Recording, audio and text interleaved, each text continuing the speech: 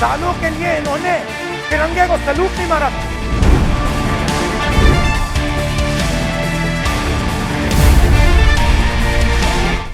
राहुल गांधी ने अपने नागपुर भाषण में कहा कि जो लड़ाई कांग्रेस और बीजेपी के बीच जारी है वो राजनीतिक और सत्ता की लड़ाई दिखती है, मगर वो मुख्यतः विचारधारा की लड़ाई है।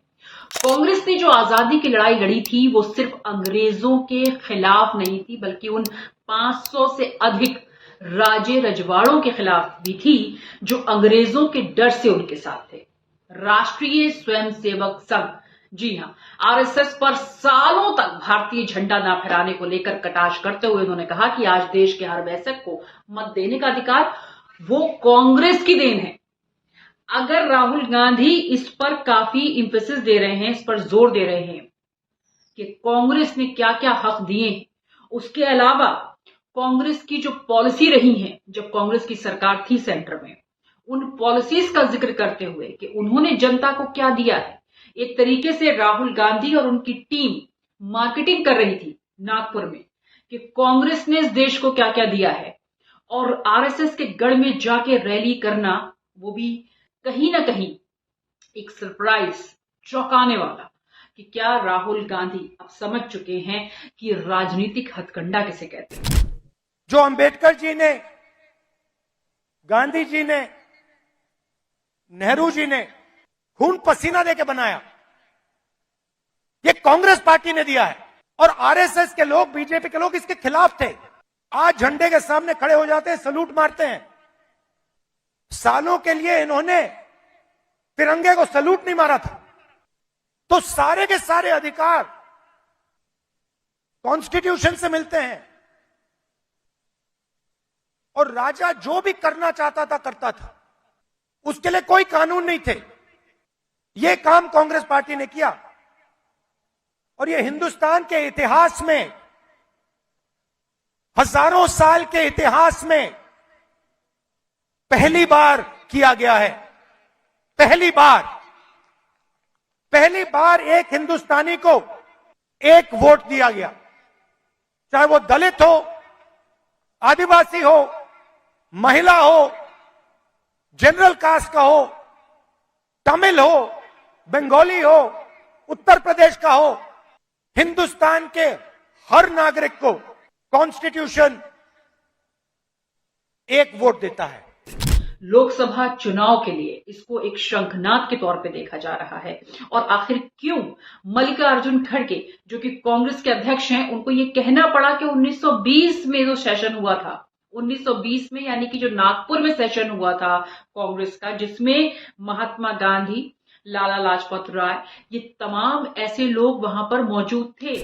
और हमको ये लगता है कि अगर कोई देश के लोग प्रेरणा ले सकते हैं, वो सिर्फ नागपुर से ले सकते हैं। नागपुर एक क्रांतिकारों की भूमि है। इसी भूमि पर बाबा साहब अम्बेडकर ने लाखों लोगों को अपने विचारधारा में लाया और उनको सभी को एक सामाजिक न्याय दिलाया।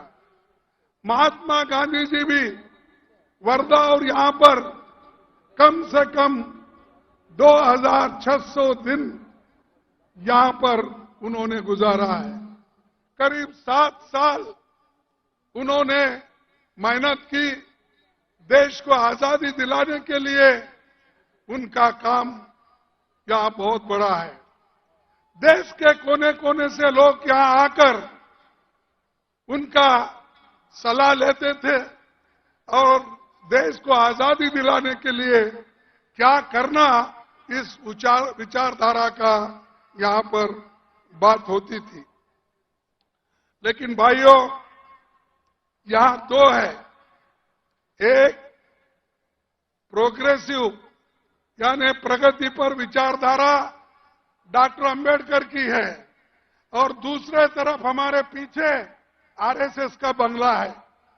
क्योंकि आरएसएस भी जो पैदा हुई यहीं से हुई और आज यही आरएसएस देश को बर्बाद कर रही है।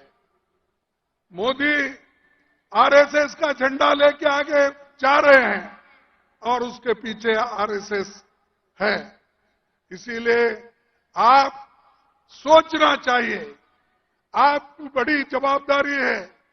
जब तक आप नहीं उठेंगे तब तक ये जो समानता का एक झंडा है ये आप नहीं फहरा सकते।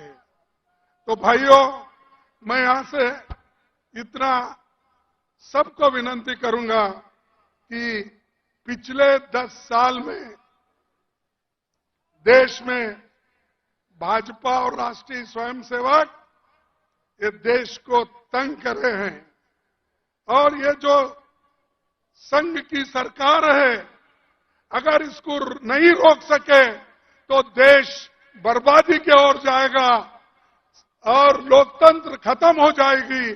देश का संविधान जो बाबा साहब अम्बेडकर और पंडित जवाहरलाल नेहरू जी ने मिलकर बनाया वो भी खत्म हो जाएगा। तो नागपुर हमसे दूर नहीं है।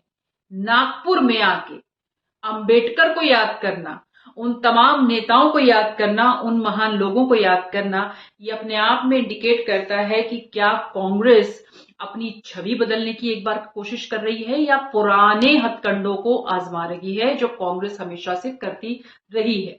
और इन 10 सालों कांग्रेस ने जो भी कुछ किया, जिस तरीके से भी उसने स्ट्रैटेजी अपनाई, वो फेल होती गई।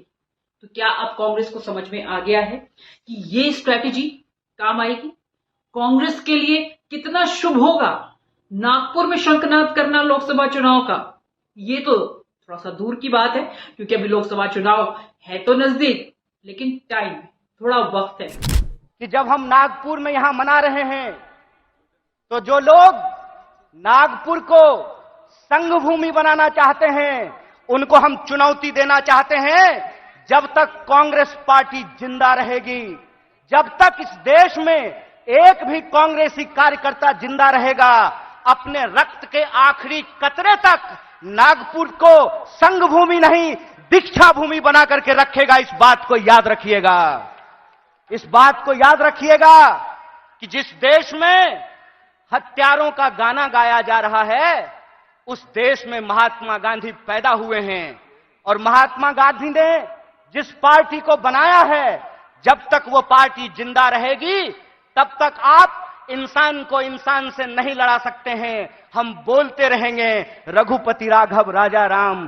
पतित पावन सीताराम, ईश्वर अल्लाह तेरो नाम, सबको सन्मति दे भगवान। हम यह तराना गाता रहेंगे, इस बात को याद रखिएगा।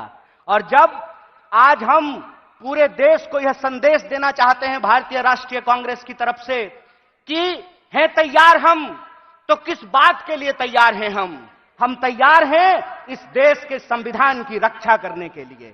आप तैयार हैं कि नहीं हैं?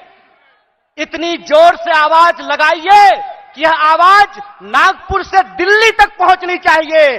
आप तैयार हैं कि नहीं हैं? हम तैयार हैं इस देश की जमहूरियत को बचाए रखने के लिए।